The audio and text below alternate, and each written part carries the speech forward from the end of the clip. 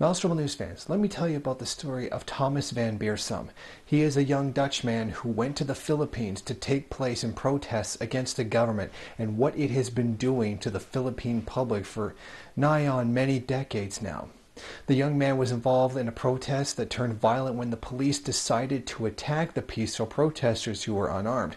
Many people were beaten, many people were injured.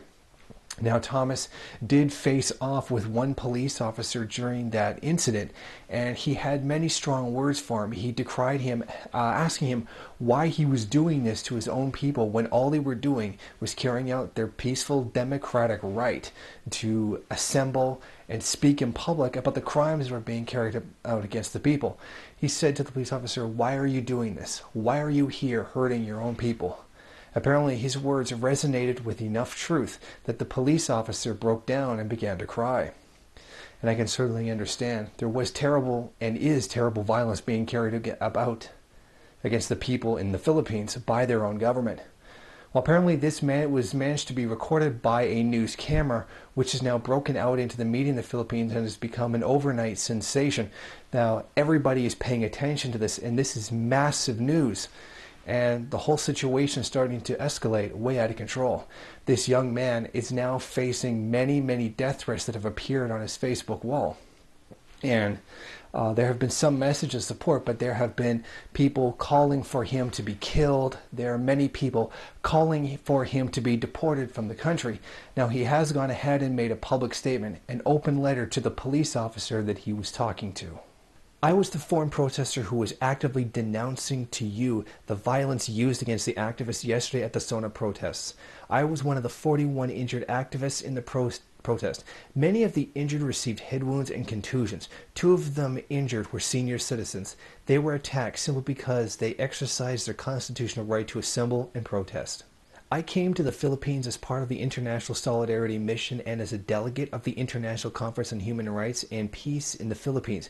I attended the SONA protest because I had been outraged by the human rights violations committed by the corrupt Aquino regime.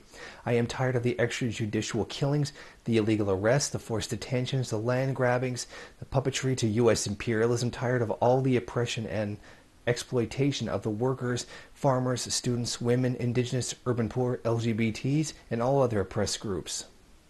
It was by chance that I was facing you. Just before our encounter, I was part of a group of peaceful protesters in the front who were beaten with police truncheons.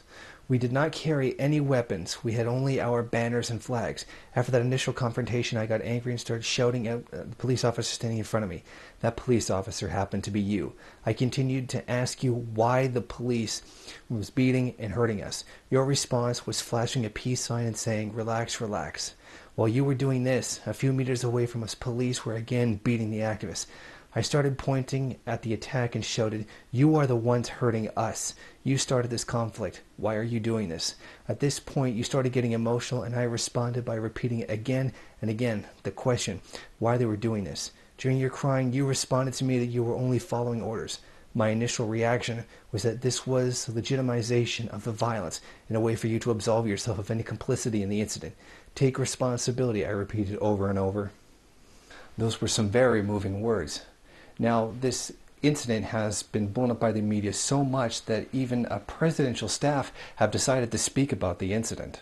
Ang sinabi niya, nandito siya para to express his right to speech. Apparently, the left has a Flying Dutchman amongst.